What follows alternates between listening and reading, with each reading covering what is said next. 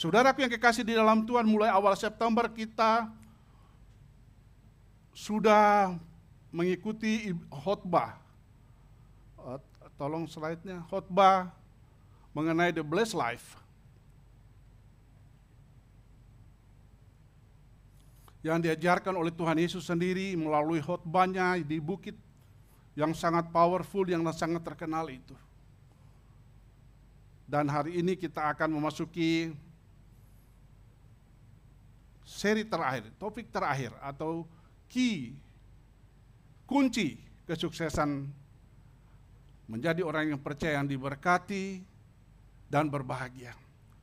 Tuhan Yesus mengajarkan melalui khotbah di bukitnya ada 8 kunci supaya orang percaya berbahagia dan diberkati. Katakan 8 kunci, 2, 3, 8 kunci. Ini pelajaran basic orang percaya, dan ini diajarkan oleh Yesus sendiri bahwa kalau kita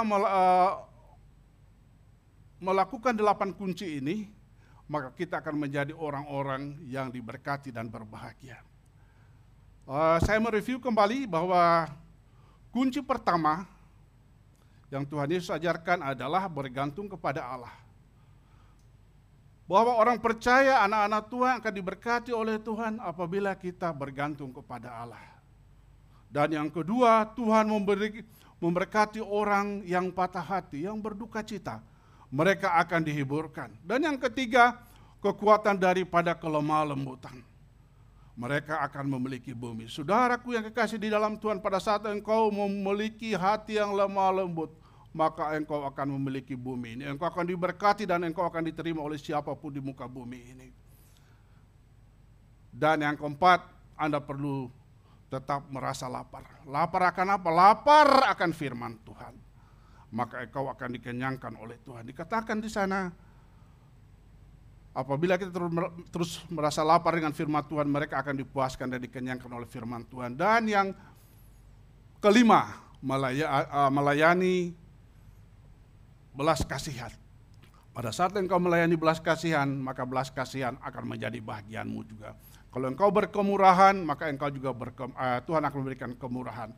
Yang karena memiliki hati yang berintegritas, mereka akan melihat Allah. Dan yang ketujuh, pemulihan hubungan yang baru kita sampaikan, didengarkan minggu yang lalu melalui Pastor Edward. Dan hari ini kunci terakhir, menghadapi tantangan iman. Haleluya. Seri khotbah ini adalah standard operating procedure untuk mengalami hidup yang berbahagia dan diberkati oleh Tuhan. Wajib untuk diketahui semua kita, semua orang Kristen yang percaya di dalam Tuhan, bahkan dihidupi atau dilaksanakan di tengah-tengah kehidupan kita.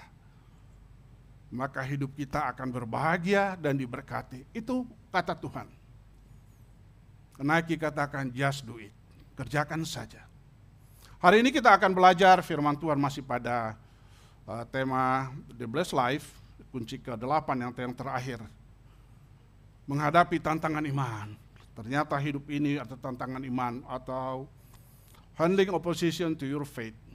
Goalnya pelajaran firman Allah pada hari ini adalah bagaimana kita mengelola iman yang sesuai standar firman Tuhan ketika menghadapi tantangan. Ada punya iman, ada tantangan, bagaimana kita harus menghadapi semuanya. Fakta mengatakan, menurut komunitas pembela hak asasi manusia, 80% dari pelanggaran hak asasi manusia terjadi pada orang Kristen. Ini survei bahwa 80% ternyata yang banyak mengalami pelanggaran hak asasi manusia adalah orang Kristen. Kenapa? Karena orang Kristen itu selalu mengalah, mau menerima, karena itu memang ajarannya daripada Tuhan Yesus sendiri. Haleluya. Menjadi murid Tuhan bukanlah untuk orang-orang yang lemah dan orang yang penakut. Tetapi pengikut Kristus haruslah orang yang bersedia menerima penolakan. Tidak disukai dan ditekan. karena taat melakukan firman Tuhan.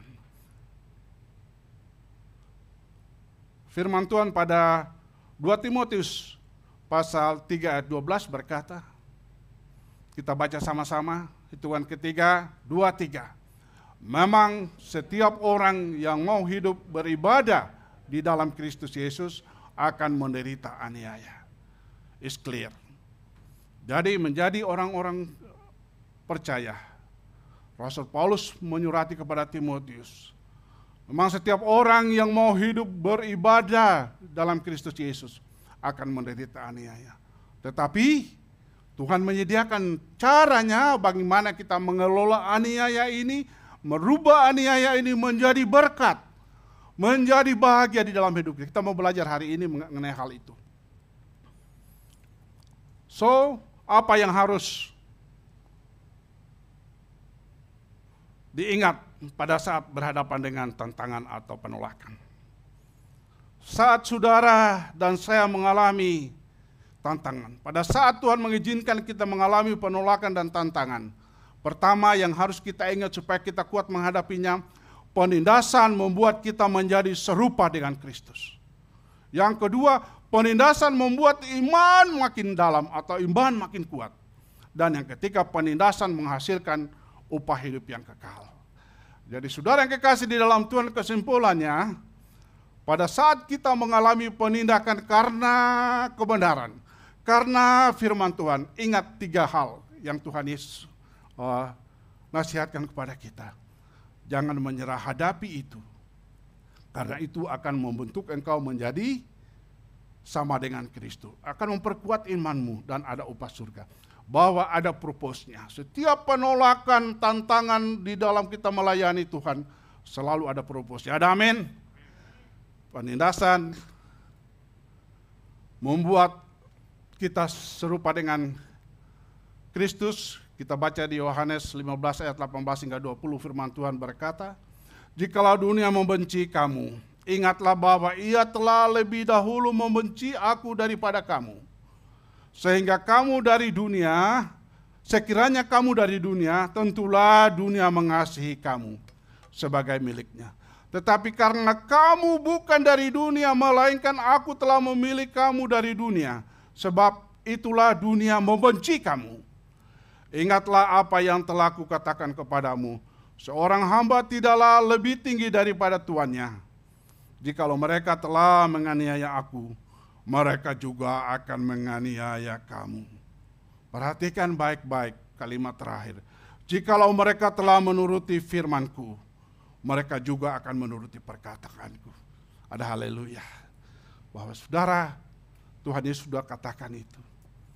Ada 3 kebenaran mengenai bagaimana kita harus kuat menghadapi percobaan karena kita membentuk karakter Kristus. Pertama, Yesus benar-benar dibenci banyak orang. Yang kedua yang penting dan kita hayati pada saat ini dan sudah beberapa kali saya sampaikan. Bahkan jika kamu sangat sempurna. Saya ulangi, bahkan jika kamu sangat sempurna, tetap akan ada orang yang tidak suka. Tuhan Yesus katakan itu. Walau engkau sudah perfect, more than perfect, akan tetap ada orang yang tidak menyukaimu. Dan yang ketiga, artinya apapun keadaannya, lakukan kebaikan. Ada amin. Apapun keberadaanmu, Tuhan Yesus katakan, tetap berbuat baik. Haleluya. 1 Petrus 4 ayat 14. Berbahagialah kamu jika kamu dinista karena nama Kristus. Sebab roh kemuliaan, yaitu roh Allah ada padamu. Haleluya. Artinya pada saat Anda dikritik, pada saat Anda dihina, pada saat Anda dihakimi, oleh karena nama Kristus, oleh karena pelayanan, oleh karena pekerjaan Tuhan, ingat baik-baik. Artinya itu adalah tanda Anda melakukan sesuatu yang baik. Berbahagialah, kata firman Tuhan. Ingat baik-baik, Tuhan katakan, pada saat engkau dikritik, dihina, bahkan dihakimi karena engkau melakukan kebenaran firman Tuhan, berbahagialah. Haleluya. Haleluya. Jadi pelayan Tuhan, pada saat engkau dihakimi, dinista, apapun yang kau lakukan, jangan melawan, bahwa itu adalah kehendak Tuhan. Tuhan lagi membentuk engkau. Para pastor, para pelayan yang ada pada hari ini, harus siap dikritik, harus siap dihakimi, harus siap dihina, karena nama Yesus, karena pekerjaan Tuhan. Ada amin. Kita pelayan-pelayan Tuhan jangan tabuh, dihina, dikritik, karena memang kalau kita melakukan kebenaran menurut Tuhan Yesus akan mengalami hal-hal itu. Perhatikan baik-baik. Semakin banyak hal-hal positif yang Anda miliki, semakin banyak hal-hal yang baik yang engkau lakukan, orang-orang yang berpikiran negatif semakin benci kepada Anda. Ada puji Tuhan. Semakin banyak engkau berbuat baik, akan orang yang berpikiran negatif, orang-orang yang tidak mengerti firman Tuhan akan selalu membenci kita. Yang kedua, penindasan akan memperdalam atau memperkuat iman kita. Cara mengetahui kekuatan otot Anda tentunya dengan mengujinya. Tanpa dites, tidak ketahuan kekuatannya. Otot, kita lihat bagaimana pengangkat barbel, angkat berat, dia dites dengan kekuatannya. 100 kilo, 150 kilogram, disitulah kelihatan kekuatannya. Tanpa tantangan, tanpa penolakan, tidak ketahuan kekuatan iman kita. Kalau kita orang Kristen tenang-tenang saja, tidak akan mengalami penolakan, kita tidak akan tahu kekuatan iman kita sebenarnya. Haleluya. 1 Petrus 1 ayat 7 berkata, tujuannya ialah untuk membuktikan apakah kalian sungguh-sungguh percaya kepada Tuhan atau tidak. Emas yang dapat rusak pun diuji dengan api. Nah, iman kalian adalah lebih berharga dari emas. Jadi harus diuji juga supaya menjadi teguh. Haleluya. Ada amin. Mengalami pujian berarti imanmu akan diuji terus supaya menjadi kuat, menjadi sempurna di hadapan Tuhan. Iman kalian adalah lebih berharga dari emas. Jadi harus diuji juga supaya menjadi teguh. Yang ketiga, penindasan menghasilkan upah hidup yang kekal. Ini luar biasa. Yang menjadi tema kita pada pagi hari ini. Inilah janji yang kita dapatkan di dalam kunci ke-8, The Blessed Life. Matius 5 ayat 10 hingga 12, firman Tuhan berkata demikian.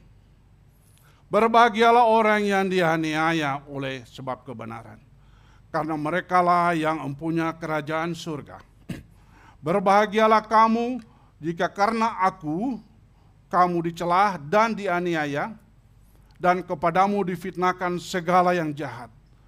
Bersukacitalah dan bergembiralah karena upahmu besar di surga. Sebab demikian juga demikian juga telah dianiaya nabi-nabi sebelum kamu. Anda tidak akan dapat upah kalau bertindak bukan karena kebenaran. Mungkin karena kasar atau salah sehingga engkau dianiaya. Tetapi jaminan firman Tuhan buat kita semua, buat orang Kristen yang percaya kepada Tuhan Yesus. Apabila engkau dianiaya oleh karena kebenaran, maka kita mempunyai kerajaan surga. Tepuk tangan buat Tuhan Yesus. Haleluya. Itulah sebabnya kita harus kuat menghadapi aniaya, karena hadiahnya adalah kerajaan surga hidup yang kekal itu. Haleluya, sorry. Beberapa orang berpikir bahwa mereka dianiaya karena kebenaran. Perhatikan baik-baik. Ada orang merasa dianiaya karena kebenaran, padahal sebenarnya karena mereka bertindak tidak sopan dan tidak menghargai orang lain. Jadi jangan karena engkau sombong, engkau melawan orang, engkau digebukin, engkau disiksa, merasa melakukan kebenaran. Tidak ada upahnya. Tapi yang Tuhan janjikan, pada saat engkau dianiaya oleh karena kebenaran, karena pekerjaan Tuhan, upahmu adalah di surga yang kekal. Haleluya. Penindasan membuat kita 3 hal, saya sudah sampaikan tadi, menjadi serupa dengan Kristus. Yang kedua, memperkuat iman kita. Yang ketiga, yang terpaling penting, memberikan hadiah hidup yang kekal. Ini namanya sekolah iman. Jadi pada saat engkau mengalami penolakan, aniaya karena melakukan kebenaran, melakukan pekerjaan Tuhan, ingat baik-baik, Tuhan Yesus berpesan pada pagi hari ini 3 hal ini. Bahwa Tuhan izinkan itu memproses kita. Haleluya. Dan sekarang bagian yang kedua.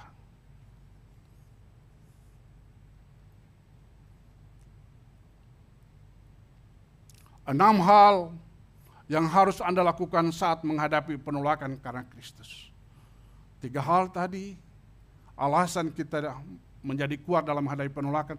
Dan SOP yang berikutnya, 6 hal yang harus Anda lakukan saat menghadapi penolakan karena Kristus. Haleluya. Yang pertama, jangan kaget. Katakan sama-sama, jangan kaget. 2, 3, jangan kaget katanya. Firman Tuhan katakan, Tuhan Yesus katakan jangan kaget. Jangan berharap dunia ini akan mendukung Anda sepenuhnya, mengikuti Anda 100%. 1 Petrus 4 ayat 32, ayat 12 berkata demikian. Saudara-saudara yang kekasih, janganlah kamu heran akan nyala api siksaan yang akan datang kepadamu sebagai ujian. Seolah-olah ada sesuatu yang luar biasa terjadi atas kamu. Jadi kalau ada penolakan pada saat engkau melakukan, jangan kaget. Karena Tuhan sudah ingatkan. Yang kedua, hal yang kedua, jangan takut. Katakan jangan takut. 2, 3, jangan takut. 1 Petrus 3 ayat 13 hingga 14 berkata demikian. Dan siapakah yang akan berbuat jahat terhadap kamu jika kamu rajin berbuat baik? Tetapi sekalipun kamu harus menderita juga karena kebenaran, kamu akan berbahagia. Sebab itu janganlah kamu takut apa yang mereka takuti dan janganlah gentar tentang pengharapan yang ada padamu. Tetapi haruslah dengan lemah lembut dan hormat, dan dengan hati nurani yang murni, supaya mereka yang memfitnah kamu karena hidupmu yang saleh dalam Kristus menjadi malu karena fitnahan mereka. Haleluya. Jadi jangan takut. Orang yang sehat secara mental dan beriman, orang yang sehat secara fisik dan imannya sehat, tidak akan takut pada penolakan dan fitnah. Ada amin. Pastikan engkau mempunyai fisik yang sehat, terutama imanmu sehat. Penuhi hati Anda dengan kasih. Kasih mengalahkan ketakutan. Pada saat engkau memiliki kasih, engkau tidak akan pernah takut. Haleluya. Hal ketiga, jangan malu. Katakan jangan malu. 2, 3, jangan malu. Haleluya. Jangan malu untuk berdiri karena kebenaran. Itu perintah Tuhan Yesus. Atau melakukan sesuatu yang baik.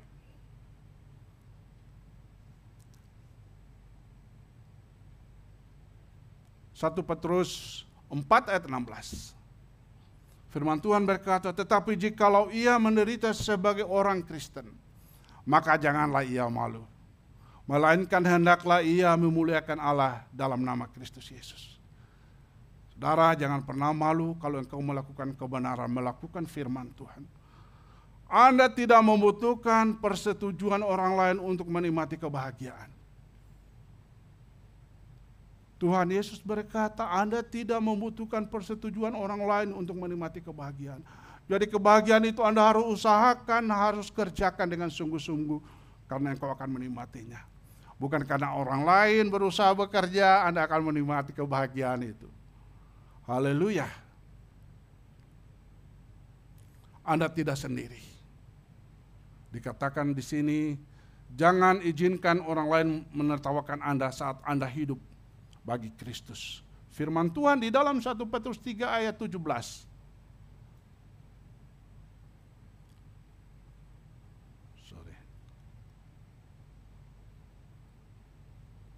1 Petrus 3 ayat 17 firman Allah berkata, sebab lebih baik menderita karena berbuat baik jika hal itu dikehendaki Allah daripada menderita karena berbuat jahat. Is clear, ada amin? Jadi jangan malu kalau engkau berbuat baik, dianiaya karena berbuat baik. Tapi kita malu kalau kita dianiaya, kita ada di penjara karena kita berbuat yang tidak baik. Itu patut kita malu sebagai orang percaya. Kita tidak bisa menghindar dari penolakan dunia ini. Bahkan saat Anda melakukan hal yang baik sekalipun.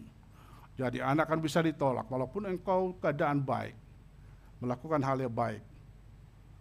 Dan yang poin keempat, kenali sumbernya. Haleluya. Hal keempat yang kita harus ketahui. Iblis membenci Allah, itu pasti. Dan dia membenci Anda juga. Ada amin.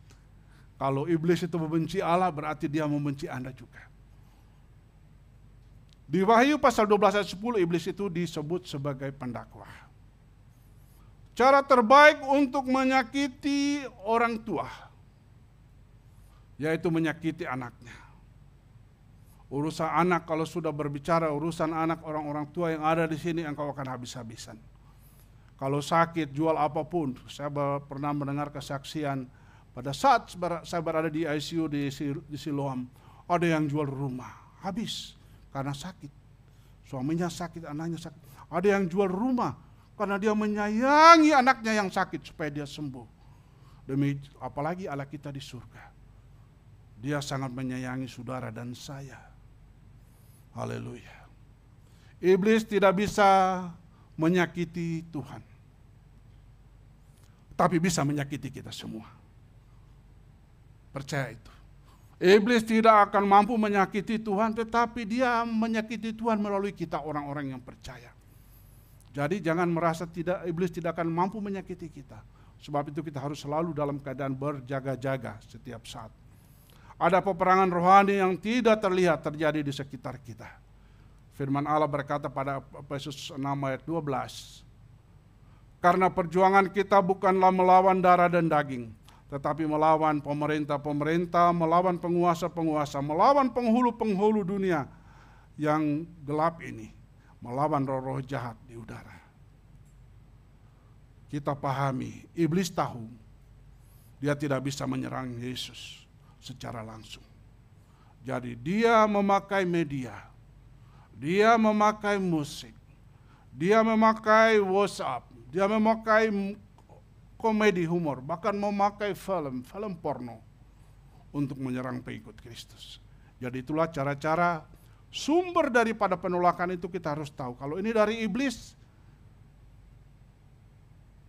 kita harus lawan dia menurut firman Tuhan. Haleluya. Kenali sumbernya. 2 Timotius 2 ayat 23 hingga 26, saya baca cepat saja firman Tuhan berkata, hindarilah soal-soal yang dicari-cari, yang bodoh dan tidak layak. Engkau tahu bahwa soal-soal itu menimbulkan pertengkaran, sedangkan seorang hamba Tuhan tidak boleh bertengkar. Saya bacakan sekali lagi, sedangkan seorang hamba Tuhan tidak boleh bertengkar, tetapi harus ramah terhadap semua orang. Ia harus cakap mengajar, sabar dan dengan lemah lembut dapat menuntun orang yang suka melawan. Sebab mungkin Tuhan memberikan kesempatan kepada mereka untuk bertobat dan memimpin mereka sehingga mereka mengenal kebenaran. Dan dengan demikian mereka menjadi sadar bahwa karena terlepas dari jerat iblis yang telah mengikat mereka pada kehendaknya. Haleluya. Contoh atau respon Yesus yang dia lakukan terhadap hal ini.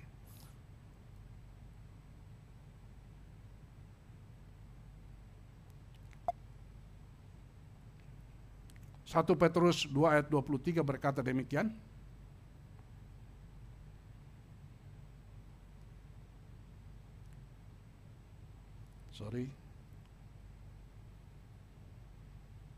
1 Petrus 2:23 berkata demikian, ketika ia dicaci maki, ia tidak membalas dengan caci maki. Ketika dia menderita, ia tidak mengancam, tetapi dia menyerahkan kepada Dia yang menghakimi dengan adil. Jadi itulah contoh Yesus yang Yesus lakukan. Dan praktekkan mulai nanti siang sampai selanjutnya. Kalau engkau dicaci maki, jangan membalas. Haleluya. Yang kelima, pelajaran yang kelima yang harus kita lakukan pada saat kita menghadapi, jangan reaktif. Roma 12 ayat 7 hingga 19. Jangan reaktif. Anda akan menjadi seperti Kristus ketika Anda tidak membalas. Kunci ke-8, Yesus memperlengkapi kita mengenai 3 jenis penganiayaan. Pertama, dia katakan dicela. Dicela itu artinya kita siap dihina, ditertawakan, diberi label, bahkan direndahkan. Dianiaya artinya disakiti, dilukai secara fisik. Difitnah, berita bohong atau hoax mengenai saudara. Disalahkan, difitnah, bahkan digosipin. Jika Anda sukses mengelola 3 jenis penganiayaan di atas, Tuhan Yesus berkata, upamu kerajaan surga. Haleluya. Pada saat engkau bisa mengelola itu, pada saat engkau mengalami itu, Yesus berjanji melalui firman-Nya, dan pada saat ini juga Dia ulangi kepada kita semua, bahwa upamu di surga. Amin. Haleluya. Dunia ini senang sekali kalau senang saat menemukan kesalahan orang Kristen. Orang dunia senang sekali, selalu dicari-cari kesalahan orang Kristen. Kalau mereka tidak menemukan kesalahan, mereka akan berbohong mencari kesalahan itu. Menjadi orang Kristen, siap-siaplah untuk ini. Haleluya. Roma 12 ayat 17 hingga 19. Halo.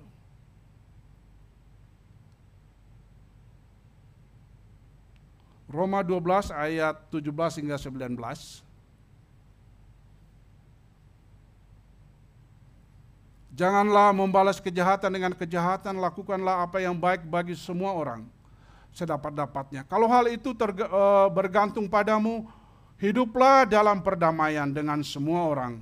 Saudara-saudaraku yang kekasih, janganlah kamu sendiri menuntut pembalasan, tetapi berilah tempat kepada murka Allah. Sebab ada tertulis, pembalasan itu adalah hakku. Akulah yang akan menuntut pembalasan. Itu firman Tuhan. Haleluya. Saat Anda bereaksi, sebenarnya kita sedang memberi orang lain mengontrol kita. Perhatikan baik-baik statementnya.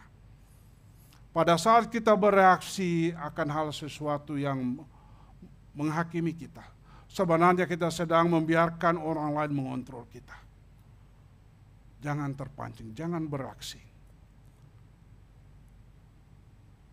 1 Petrus 4 ayat 19 berkata demikian. Firman Allah, jadi kalau saudara menderita menurut kehendak Allah, teruskanlah berbuat benar dan serahkanlah diri saudara kepada Allah yang menciptakan saudara. Sebab Ia tidak akan mengecewakan saudara. Biarkan Tuhan membela Anda. Membutuhkan iman untuk melakukan hal ini. Perlu iman yang ekstra. Pastikan Anda dapat membedakan mana penderitaan karena kedagingan dan mana penderitaan karena kehendak Allah. Itu penting buat kita semua orang percaya anak Tuhan. Kita harus tahu mana penderitaan karena kesalahan kita, kedagingan, itu Tuhan katakan tidak ada upahnya. Tetapi karena engkau mengalami penderitaan karena kehendak Tuhan, upamu adalah kerajaan surga. Haleluya. Dan yang terakhir, berkatilah mereka. Makin naik makin susah pelaksanaannya. Berkatilah mereka. Ini yang membuat orang Kristen berbeda. Membalas kejahatan dengan kebaikan. Pelajaran teman-teman yang lain. Balas kejahatan dengan kejahatan. Bunuh. Balas dengan bunuh. Tetapi pada saat ini Tuhan mengajarkan kita supaya kita berkatilah mereka. Roma 12 ayat 21.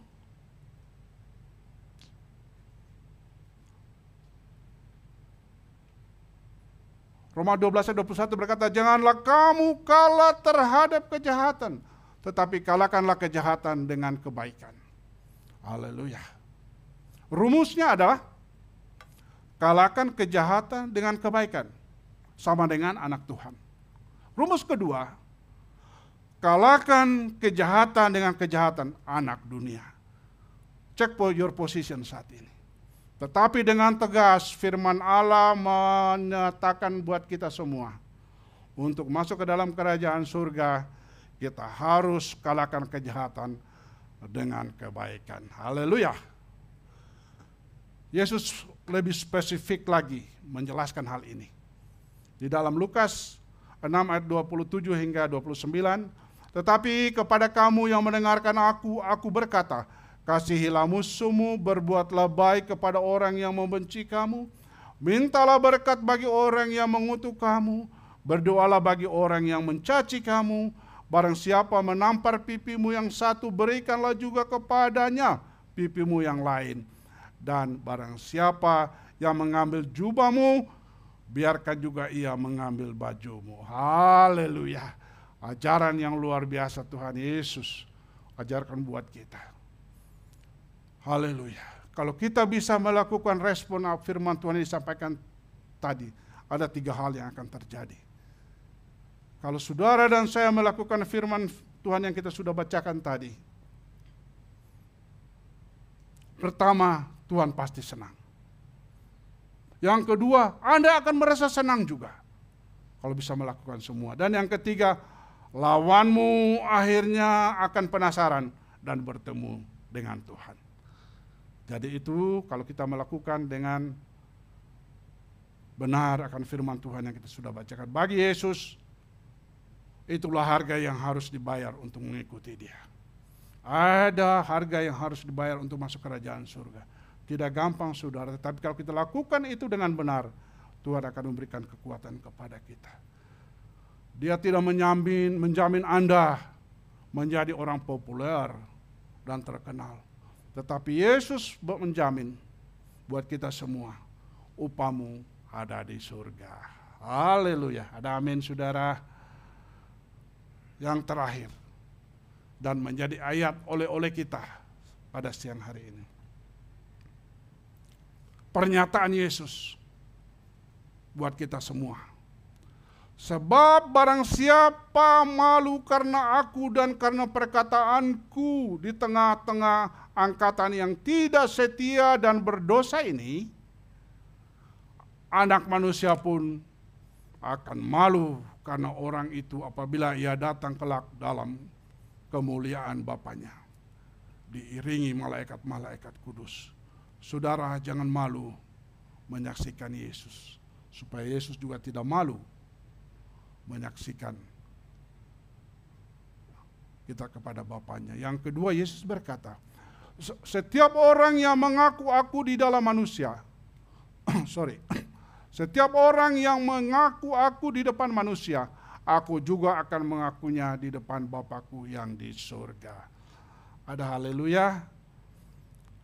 Allah mencari orang percaya yang pemberani, saya sudah sampaikan tadi, yang tidak takut. Keberanian untuk membuat orang tahu kepada siapa kita berpihak. Kita berani karena Tuhan ada bersama dengan kita. Kesimpulan firman Tuhan pada hari ini. Kunci ke-8 kesuksesan, kebahagiaan dan the blessed life orang percaya. Ingat 3 hal pada saat Anda mengalami penindasan, penolakan. Pertama, penindasan membuat kita menjadi serupa Kristus. Yang kedua, penindasan memperkuat iman kita. Yang ketiga, penindasan memberikan hadiah hidup yang kekal. 6 hal yang Anda lakukan saat menghadapi checklist daripada Yesus. Pertama, jangan kaget. Kedua, jangan takut. Ketiga, jangan malu. 4, kenali sumbernya. 5, jangan reaktif. Yang ke-6, berkatilah mereka. Haleluya. Biarlah pada hari ini kita membuat suatu pernyataan, statement kepada Tuhan. Pertama, kita mau berkata, Yesus, saya lebih peduli pendapat daripada Yesus tentang saya, tentang saudara, daripada pendapat orang lain. That's the point one. Yang kedua, Tuhan, tolong angkat rasa takut tertolak di dalam diri saya. Yang ketiga, aku ingin menyenangkan Tuhan dan bukan manusia. Amin. Tuhan Yesus memberkati kita semua.